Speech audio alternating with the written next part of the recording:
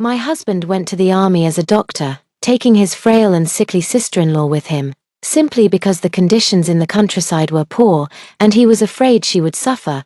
I had a difficult labor and a high fever, but he refused to come back, claiming that sister-in-law's cold is more serious, causing me to suffer from a lifelong illness. After the child was born, he was weak and sickly. I begged him to bring back some medicine, but he coldly replied, "My brother's child needs it more, you and your child should bear with it." I endured until he came home, thinking life could finally be peaceful, but instead, I was met with, "Let's get a divorce. My sister-in-law's child is being called a bastard at school, I can't let him continue without a proper status." I was infuriated to death. Opening my eyes again, I was back on the day of the difficult birth. This time, I found a doctor in advance, had a smooth delivery, and wrote the divorce agreement as soon as possible. This time I will make him and my sister-in-law pay the price. Having just given birth, I didn't even take postpartum confinement before rushing to Remy Sier's military unit. When I got to the guardhouse, they heard I was looking for Remy Sier and enthusiastically welcomed me. The young soldier next to him joked, "Dr. Sier, who is this? Could it be one of your admirers? I didn't expect you and your wife to be so happy. And there are still girls willing to travel thousands of miles to find you." I pushed the door open, wanting to say hello to Remy Sier. I didn't expect his face to darken the moment he saw me, because my sister-in-law, Rena Chin, was lying naked beneath him, Remy Sier's hand still resting on her back as he massaged her. The soldiers beside him were used to it and smiled as they closed the door for us. Rena Chin heard my voice and quickly clutched her clothes, looking up at me. "Aria, what are you doing here?" The moment I said that, I looked at her face, and we both froze, stunned. Rena Chin was 6 years older than me, but her skin was flawless, without a single wrinkle on her face, and I had just given birth. My body was weak, and I even carried a lingering bloody and milky smell. Seeing this, Remy Sier hastily grabbed a piece of clothing and carefully put it on Rena Chin. He looked displeased as he helped her dress. "Aria, son, why did you come here? Don't you know the military is very strict? You can't just come whenever you want." I frowned and looked at him coldly. "Your sister-in-law can settle down here, so why can't I, as your wife? Or are you saying you don't want them to know we're married, and want them to assume you and your sister-in-law are a couple?" Only then did Rena Chin realize what was happening. She walked forward and leaned against Remy Sier, looking slightly aggrieved. "Aria, what are you saying? We only let them call us that to avoid gossip. Remy and I are completely innocent. There's nothing between us." I swept a cold glance over them. Remy Sier turned his head away, avoiding my gaze. Just then, there was another knock at the door. A chubby little boy rushed in and hugged Remy Sier's arm. "Dad, when are you going to transfer me to your household registration? They all say that if your household registration isn't under the same account, you're not family, but you're clearly my dad." Remy Sier's expression changed instantly when he heard the word dad. He quickly gave Rena Chin a look, and Rena Chin quickly pulled the child away. I watched the child's innocent back, then looked at Remy Sier, his eyes beginning to panic. "Impressive, Remy Sier, you don't care about your own child, but you're rushing to be a father to someone else's." His eyes darted around, looking at my flat stomach. "You gave birth. I've been so busy lately. I haven't been back to see you. Why did you come here right after giving birth?" I ignored him, took 2 steps back, and looked at him coldly. Remy Sier seemed to suddenly realize something, forcing a smile as he approached. "Aria, what do kids know? They're just talking nonsense. Besides, he's my older brother's child, and my brother and I are as close as real brothers. There's nothing wrong with him calling me dad. If you're willing, we can also transfer Jace to our household registration." I scoffed, finding Remy Sier's words utterly absurd. But this wasn't the first time he'd said something like this. 3 years ago, Remy Sier's eldest brother passed away in an accident. Under his mother's matchmaking, he naturally took over the burden of supporting his sister-in-law and nephew. Initially, he only helped out occasionally. Unexpectedly, the more he helped, the closer they became, to the point where he wished he could treat his sister-in-law as his own wife. That was until 2 years ago when Remy Sier was assigned to the military. I thought Remy Sier would take me with him, but he said Rena Chin was in poor health and needed his care, so he quietly left with her, leaving me alone to care for my elderly mother-in-law. Before he left, he promised to come back and see me every year, And I believed him. In the first year, he did come back once. After that, no matter how I wrote letters or inquired, I never heard from him again. Not even a penny of allowance or food was sent, only the sentence "the team is strained, nothing can be distributed" was left behind. I said I wanted to go find him, but he flatly refused. Following the army is dangerous and not suitable for women. I naively thought he was doing it for my own good, and even felt that his being a military doctor was the highest honor, and as his wife, I couldn't cause him any trouble, so I gradually stopped bothering him, until I had a difficult labor.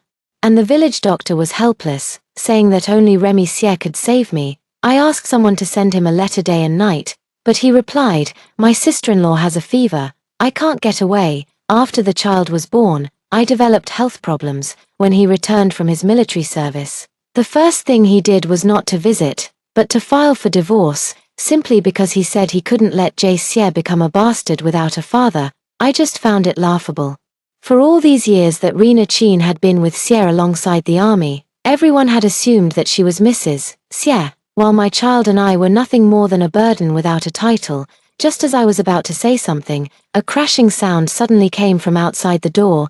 Jay Sier charged in like a cannonball, slamming me head first into the fireplace. My back slammed hard against the stove, the scorching hot metal sticking to my arm. I groaned in pain, watching helplessly as a layer of skin peeled off. "You bitch, what are you doing here, trying to steal my dad from me?" Jay Sier roared at me. "You're just a poor country bumpkin, disgusting to even look at." He spoke quickly, in perfect, standard Mandarin. Rena Chin quickly stepped forward to hold him back, coaxing softly, "Jace, speak to her in the local dialect, she doesn't understand Mandarin." I looked down at Jay Sier and smiled. "Who are you calling a bitch? Who taught you that?" He was clearly stunned. "No one in my village can speak Mandarin, but I learned it word by word from TV dramas, just to get closer to Remy Sier. My arms are blistered and numb with pain." Remy Sier stood far away and tossed me a piece of gauze. "Aria, he's just a child and doesn't know any better, don't hold it against him. For that burn of yours, just rinse it with cold water." I stared intently at him. "You're a doctor, you know that this kind of burn can get infected if it's not treated, and yet you're telling me to bandage it myself." He glanced at me impatiently. "If you hadn't rushed over here on your own, would this have happened? Once you've taken care of your injuries, go back," he added. Without even stepping closer, I stared blankly at him, my throat as if choked by something, unable to even make a sound. I never imagined that in his eyes, I was such a superfluous existence. "But I don't plan to go back." Hearing this, Remy Sier's voice was filled with suppressed dissatisfaction. "Aria, son, you can't stay here, didn't I tell you already? It's dangerous here, not a place for a woman like you. Go back tomorrow, and wait for me at home." I looked at him, my eyes instantly turning red. "I was injured during childbirth and then fell ill, so I can't work in the fields, there are no food stamps at home, the children have no milk to drink, and my body is about to give out. What do you want me to go back for? To wait for death?" Remy Sier frowned, looking at me with disgust. "I sent you a bunch of medicine for the flu a while ago, how could you get sick? And the food stamps and cloth coupons were all sent back on time. What are you pretending to be pitiful for now?" I laughed until tears streamed down my face. I stared at him, my eyes wide. "Remy Sier, you never sent me those things. Even when I was pregnant and had a high fever, almost fainting, and wrote you so many letters, you never came back once. Do you know what I ate during my entire pregnancy?" Remy Sier frowned, his tone disbelieving. "How is that possible?" He paused, as if suddenly realizing something, and turned to look at Rena Chin. He walked incredulously to her side and whispered a few words. Soon after, Jay Sier's voice came from inside the house. "Dad, why are you helping outsiders bully Mom? Those things were originally for the three of us. Why are you giving them to outsiders?" Remy Sier was busy comforting Jay Sier, and after a while, she came out, her tone becoming stiff. "Aria, Jace tore up those letters. I didn't know, he's still young, and I didn't notice, the things I was supposed to send you. Your sister-in-law probably just forgot. I just found it laughable. So you never suspected why I didn't have any news at all, you never even bothered to ask." Remy Sier frowned, looking self-righteous. "How would I know what's going on with you? I just thought you didn't want to write to me. Besides, eldest sister-in-law spent that money on me anyway, So what are you getting angry about now? I clenched my teeth, unable to speak. Perhaps my face was too pale. Remy Sier came up and took my hand. Aria, don't be like this. I'll go to the mailroom myself to get the mail from now on, and I'll keep up with how you and the kids are doing, so don't be upset.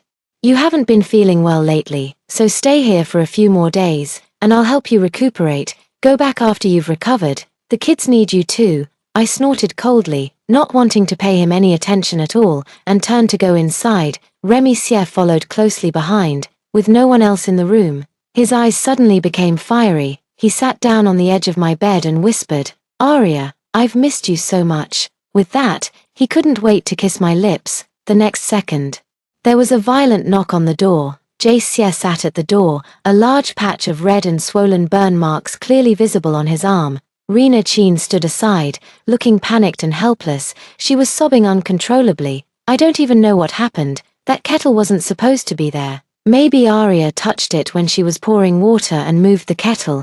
Jace didn't know and bumped into it. Jace Sier, while crying, pointed at me and started yelling, "It's all because of this bastard.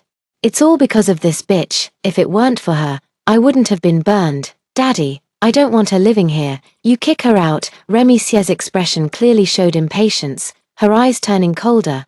"Aria, you can stay here if you want, but why are you messing with things? Do you even know how delicate a child's skin is? What if it scars after being burned?" I frowned. "Remy Sier, I didn't even touch him just now." Before I could finish, Remy Sier impatiently bumped into me and walked towards Jace Sier. My arm was already burned and hadn't healed, and after hitting the wall behind me, a piercing pain surged from the depths of my nerves. Remy Sier didn't even look at me, only said coldly, "Aria son, your arrival has disrupted the harmony here. Can't you see? Jace has been very irritable these past 2 days. I've never seen him like this." I stared blankly at him, my throat tightening. "Are you trying to get rid of me?"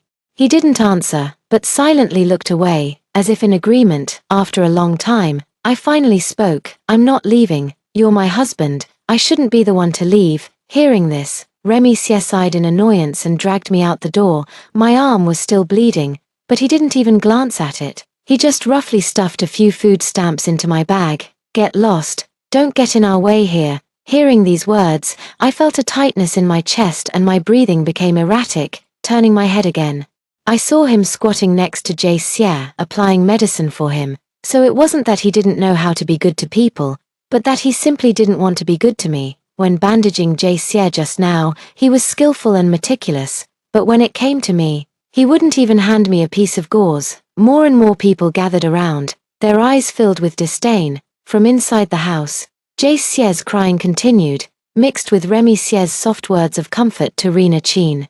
Someone in the crowd whispered, "Could she be the mistress?" Exactly. I always thought Dr. Sier seemed upright and not the type to have an affair. This woman has no shame, probably eager to be a homewrecker. Before I could retort, the door was suddenly opened. Remy Sier stood at the door, his eyes cold. "Aria's son, get out of here. Don't embarrass yourself here." Even Rena Chin spoke, holding Jace Sier in her arms, her tone gentle. "Aria, Jace is fine, even if you left him with such a big scar.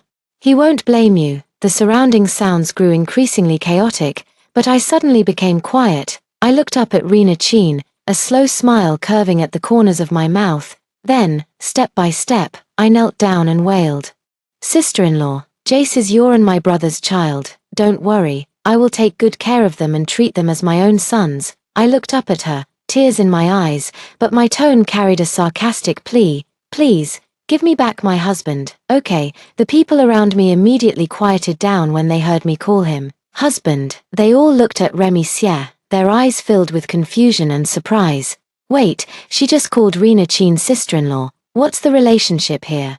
"I'm from the same village as Dr. Sier, and I remember Dr. Sier's wife's surname was Song, not Chin." "Right, I thought I misremembered, so something really did happen." Various whispers crept into Remy Sier's ears, his face darkened, and he abruptly pushed everyone away, forcibly pulling me up from the ground. I struggled against him, and my freshly scalded arm was exposed as I broke free. The skin on her arm was torn and bloody, causing everyone to gasp. "My God, her arm is almost rotten." "Isn't it? How did this happen? Could it be that Rena Chin was jealous of her and injured her?" Remy Sier couldn't pull me. So she whispered in my ear, "Arya, let's go inside and talk about some things, don't make a scene outside," but I shook my head desperately, my voice choked with sobs. "Remy, please don't scold me anymore, and don't hit me anymore. I agree. Isn't it enough that I agree to put Jace in my household registration? Back then, you said Rena Chin was in poor health and insisted on bringing her with the army, but now I see, she doesn't look like a patient at all, she's much healthier than me. I beg you, don't divorce me, don't abandon our child." As soon as my voice came out, everyone around instantly understood the whole story. Several young soldiers stepped forward, their faces grim. "Dr. Xie, we always said you were a good man, but we didn't expect you to do something like this. How could you bring your sister-in-law to join the army? Everyone knows that only married couples can apply to join the army." Rena Chin couldn't help but stand up, her face pale. "It's not like that. Remy and I are innocent. We didn't do anything." Remy Xie was also anxious. "Everyone, please don't misunderstand. My elder brother passed away. It's only right that I take care of my sister-in-law." But the crowd no longer looked like they believed him as they did before. "Even if it's taking care of someone, you can't take care of them like this, right? A widow following the army. How does that look if word gets out? In our village, she'd be drowned in spit. Dr. Xie gets so many ration coupons every month, says it's to support his mother, but he doesn't send a single one back, leaving his wife and children at home to eat chaff and wild herbs." I watched them, one by one, go from suspicion to clarity, and finally couldn't help but cry. "Remy Xie, then tell me, if you didn't have ulterior motives, why have you never cared about our family? The day my child was born, I had a high fever and came to you for medicine, but you said Jace Xie's health was more important. Do you know how your mother has treated me all these years? She wouldn't give me food. I didn't gain even half a pound while pregnant. Instead, I lost 10 pounds. Who would have thought I'm actually 6 years younger than my sister-in-law?" The crowd completely erupted, all eyes immediately falling on Remy Xie's face. "Oh my God, I thought this woman was older than Rena Chin, but she's actually younger. Her complexion, her figure, she's completely worn out, her child almost died, and Remy Xie is still here indulging in romance." The composure in Remy Xie's eyes finally began to crumble. He whispered my name, stepped forward, and carefully stroked my trembling hand. "I'm sorry, Arya, I didn't know, I really didn't know. I swear, once this mission is over, I will definitely go home and give you and the children a better life." I turned my face away, not wanting to look at him anymore. Just then, the minister strode over with several officers. He saw me kneeling on the ground, covered in wounds, and his expression changed drastically. "What's going on here? How did things get like this?" Several officers whispered the details of what had just happened into his ear. The minister frowned deeply. "Remy Xie, what exactly is going on?" Remy Xie shuddered. "It's nothing, minister, this is a family matter." After saying that, he hurriedly came to pull me. "Arya, let's go, let's talk inside," but the minister stopped him, frowning as he looked at him. "She's hurt this badly, and you're still pulling her around without any consideration. Even though you're a doctor, you're still attached to the army and must adhere to military discipline. When you initially reported your information to join the army, what name did you use? Arya Sun, or Rena Chin?" Remy Xie stammered, not daring to speak. The minister merely glanced at him askance before speaking. "If you dare to forge your identity and falsely report information, you will be deceiving superiors and disrespecting military discipline." As the minister spoke, he gently helped me behind him. Looking at my bruised and battered arms, his eyes filled with heartache. "Girl, tell me, what help do you need? I can make the decisions for you. From now on, you are an official member of our military family, enjoying the best treatment." "Okay." I looked at him, tears finally falling uncontrollably, but still gently shaking my head. "No, I just want to divorce Remy Xie." Everyone was stunned by these words, and all eyes fell on me. Remy Xie pushed Rena Chin away abruptly and rushed to me. "What did you say, Arya? Are you crazy? You just had a baby, and you want to divorce me?" "Yes, I want to divorce you." My voice was steady, but every word was like a knife. "Over the years, you've only cared about your eldest brother's family, never about me, and never about our children. I always thought you were too busy in the army. Now that I'm here today, I realize you've been raising someone else's child as your own son. I don't want you anymore. Even if I starve to death with my child, I don't want him to have a fickle father like you." Remicier's face changed instantly, and he hurriedly stepped forward to take my hand.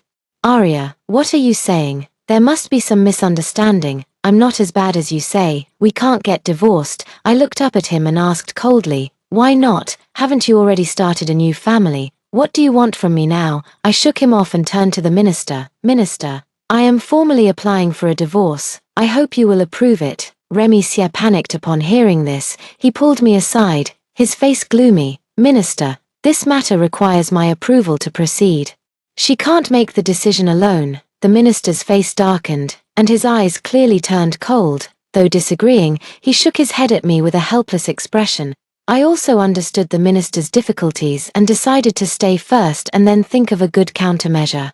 The minister saw that I had relented and immediately instructed people to take good care of me. After a while, someone brought clean clothes and arranged a room for me, instructing me to rest well for the next few days. I originally planned to leave as soon as I thought of a way to get a divorce. But I didn't expect Remicier to hold me back and not let me go. He followed me into the house, lowering his voice as he spoke. Arya, let's not get divorced. Okay, I can't live without you. Besides, we already have a child. I don't want him to be born without a father. I looked at him and sneered. Great, then you can have your sister-in-law move out and stop living together. Remicier's face changed abruptly, her tone laced with impatience. Where can a woman like her go? She's not in good health. How will she live? Besides, Jace is timid. If he loses his father, how will he get by at school? I looked at him, my eyes as cold as ice. You feel so sorry for them. But why have you never felt sorry for me? Do you know how your mother has bullied me these past 3 years? The day before I found out I was pregnant, she forced me to carry water from the mountain to bathe. I walked back and forth dozens of times, falling and injuring myself all over, unable to even stand. And she still called me useless. Remicier, when you were taking care of someone else's son, did you ever think that your wife was also suffering, that your child was also sick? Remicier opened his mouth, wanting to say something. In the end, he just remained silent, lowered his head, and sighed deeply. The room was eerily quiet, so quiet that I could clearly hear the rustling of the wind blowing through the branches outside. Remicier was still sighing, her lips slightly moving, opening her mouth several times but unable to speak. But I suddenly spoke. You won't agree to a divorce, will you? I turned around, no longer with a trace of pleading on my face. But I don't need you to sign it either. He was stunned. I pulled a piece of paper from under the pillow and unfolded it deliberately. That was the complaint I had written, the handwriting clear and distinct, stroke by stroke. It's okay if you don't want to sign the divorce agreement. I've already written a complaint letter and am ready to send it to the Military Regions Supervisory Department. I looked at him and said, word by word. You altered the accompanying military documents without authorization, reporting your widowed sister-in-law as a spouse to the military. This matter, as long as someone investigates, is not a small problem. Remicier's face turned pale instantly, and her voice lowered. Are you threatening me? I smiled. And at that moment I even felt relieved. Not a threat, just a reminder. I've finally learned to stop expecting you to have a change of heart, so I'm giving you a choice. Save your face. Or get a divorce and return what's mine to me. The choice is yours. Remicier didn't answer, only held my hand and sighed repeatedly. After a long while, he finally murmured, Arya, give me a month. Okay, I will definitely give you a satisfactory answer. I nodded. After all, my health wasn't great right now, and I needed Remicier to help me recuperate. Besides, the evidence I have on hand is enough to bring him down, so I'm not afraid of any new moves he might make. I settled down in the army, and Remicier came every day. He was testing the waters, not wanting to divorce me, but I was firm every time. As long as he said he didn't want a divorce, I would make him kick out his sister-in-law. After saying it a few times, Remicier seemed to get impatient, and his initial reluctance to divorce began to waver, but still determined not to get divorced. But since the day I filed for divorce, the atmosphere in the military unit changed. The minister personally kept me behind and arranged for me to work as an assistant in the medical clinic. They said it was to take care of the doctor's family, but I knew it was more like a hint. But Rena Chin and Remicier pretended not to understand and continued to do their own thing every day. I didn't bother with them either. After all, after divorcing Remy Sier, I would need to have my own career, so I took advantage of these days to learn many new things. During the day, I assisted with drug registration, and at night, I slowly sorted out the account books from these years. I even made 3 copies of the military dependent application form that Remy Sier had secretly altered that year, and put them into envelopes, sorted by category. When the minister came to inspect, he casually praised me for being meticulous, and then said to Remy Sier, "Your wife is a real virtuous helper. You must cherish her." He smiled stiffly, while Rena Chin next to him lowered her head, a hint of panic faintly visible in her eyes. Remy Sier was excited and started planning our life after the military assignment ended, noticing that I had mentioned divorce less frequently lately, but he didn't know that during the day, while I was helping with the medicine inventory, a soldier came and gave me a letter signed Discipline Inspection Section of the Beijing Garrison Command. When I opened it, it was an acceptance reply.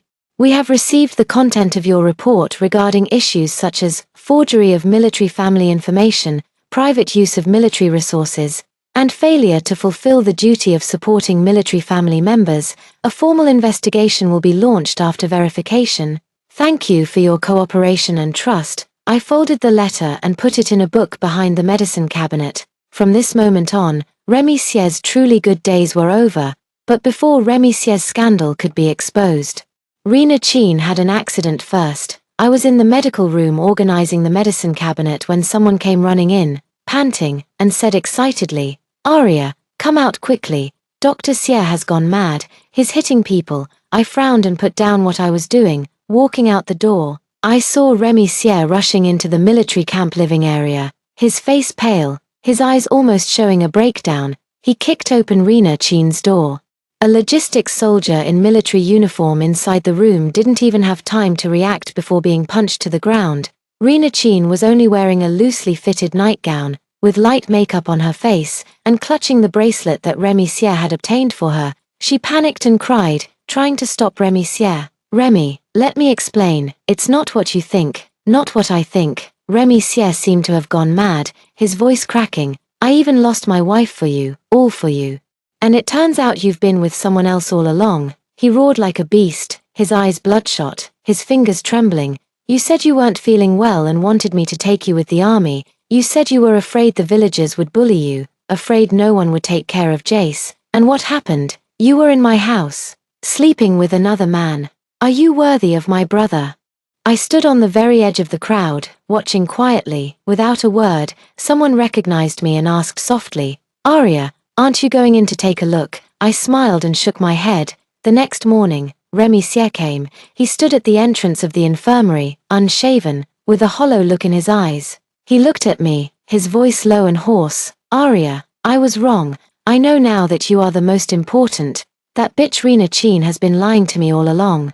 She even used the food stamps I gave you to support other men." I didn't look at him, continuing to check the medicine inventory. "Didn't you say she was Big Brother's widow, and I should take care of her for Big Brother? Didn't you say she would never covet your things?" He was speechless, and after a long silence, he finally spoke. "She lied to me. I really didn't know about her and others. But what's the difference between you and her? You've been lying to me all along too." I looked up at him, my eyes as calm as a stagnant pool. "Do you really think I haven't noticed that your relationship with Rena Chin is unusual? Do you really think I would believe you're innocent just because you brought her to the military base? It's just that back then, I was stupid, and I still loved you. So I chose to deceive myself into believing you don't love me anymore." His voice trembled. I chuckled. "Remy Sier, everything you've done has been pushing me away with your own hands." He knelt down with a thud. "Aria, please, don't leave me. I'm willing to put the house and land under your name. I only beg you not to report me, and not to get a divorce." I looked at the disheveled man before me, but the image of me falling down the mountain with my pregnant belly surfaced in my mind. I glanced down at him, my voice barely audible. "I'm no longer the woman you thought would forgive you and depend on you." Less than 10 days after the report was submitted, the Discipline Inspection Commission issued an official document. Remy Sier is expelled from the military, his military doctor qualification revoked, and permanently barred from employment for privately altering the information of military dependents, misusing supplies, and falsely reporting information related to accompanying the military. Rena Chin was also repatriated to her place of origin, and the previously claimed care for the widow turned into keeping the widowed sister-in-law. Those colleagues who had privately defended him turned around and said nothing more, and Jae Xie lost all face because of Rena Chin's affair. Now he doesn't dare to go out, muttering like a madman every day that he is not a bastard and that he has a father. But that has nothing to do with me anymore. After Remy Xie was imprisoned, the minister approved my divorce application. The processing speed was so fast, it even surprised me a little. I took my child, officially divorced, and left the military region. On the day I left, many people came to see me off, including that young soldier who stood up for me. He handed me a letter. It's from the Central Military Commission Garrison Department. They read your work report and letter of recommendation and would like to invite you to join the medical support logistics team. I was stunned for a moment, then took the letter, my heart leaping with joy. Once in the capital, the work was busy but fulfilling. The child also received systematic treatment, and his health gradually improved. I used the money I earned to rent a house and start a new life. The child also slowly learned to speak and began to call me Mama. He is no longer the malnourished, pitiful child he was in his previous life. In this life, I fed him until he was chubby and could recite 300 Tang poems by the time he was 3 years old. In my 4th year in Beijing, I took my child to the hospital for a follow-up appointment. As I exited the entrance, a military vehicle was parked not far away. My current direct superior had come to pick me up in person.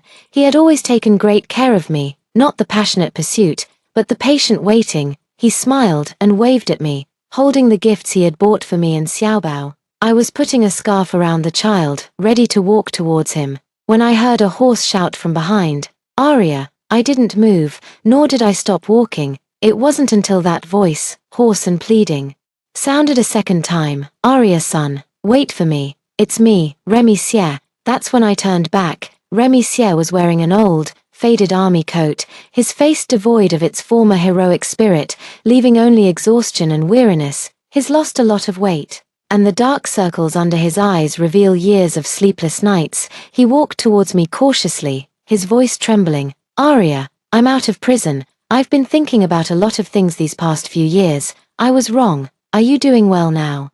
I lowered my eyes to glance at him, my tone indifferent and steady. Dr. Xie, you've mistaken me for someone else. I took my child's hand and got into the car without looking back. The director of political affairs looked back at him, his eyes full of pity as he looked at me. Aria, who is that? Is he one of the homeless people you kindly sponsor, and now he's clinging to you? Should I step in and help you get rid of him? I shook my head. Don't worry about him. He's just a useless person. The car door closed slowly. In that moment, I saw Remy Xie kneeling on the spot, eyes red, mouth still seeming to call my name. But I couldn't hear that voice anymore.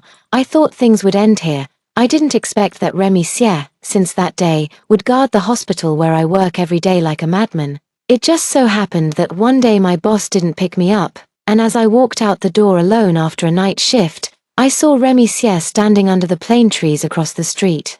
Wearing that faded old army coat, his hair was messy, and he was carrying a lunchbox in his hand. He ran towards me, a smile on his lips that was both awkward and ingratiating. Aria, I made your favorite pork rib soup especially for you. It's still hot. Would you like some? I didn't stop, didn't even look at him, and walked past him. He got anxious, dropped the lunchbox and chased after me, spreading his arms to block me. Are you really not giving me any chance at all? I have nothing left. I can't get into the army, or even the hospital. Everyone looks down on me. I just want you to forgive me one time. I finally stopped and slowly looked up at him, my eyes without a trace of emotion. Remy Xie, why should I forgive you? You think I should soften just because you're pathetic, but have you forgotten? When I was at my lowest, you were the one who kicked me out the door. When I begged you not to drive me away, you said Rena Chin would be disgusted by the sight of me. What kind of affection are you pretending now? He froze, a twisted look of regret appearing on his face. I was out of my mind back then. I was a bastard. I raised my hand to interrupt him. Shut up, Remy Xie. I feel disgusted just hearing you say a word right now. Don't you love your sister-in-law and her son? Didn't you say Jace would be bullied at school without a father? Then why don't you go back to them? What's wrong? You realized you're a joke, so now you want to drag me out to be your doormat again. Aren't you very generous? What's wrong with wearing a little green hat? He froze on the spot, his eyes red, his voice almost pleading. Arya, I've really changed. Please don't be so heartless. Even if you won't forgive me, at least let me see our child. After all, he hasn't seen his father since he was born. I chuckled, took a step closer to him, and whispered in his ear, no, he already has a father. Remisier froze, not understanding what I meant. I raised my eyebrows at him, but didn't say anything more. He reached out to grab me, but I pulled his hand away and walked straight towards the hospital gate, behind me. He collapsed to the ground like a lost soul, muttering my name. He threw me into the mud, but I bloomed a flower in the mud. Now he wants to hold it back, but I just feel dirty. He lives in regret, while I live in the light. I'm taking my child to pursue the good life that belongs to me.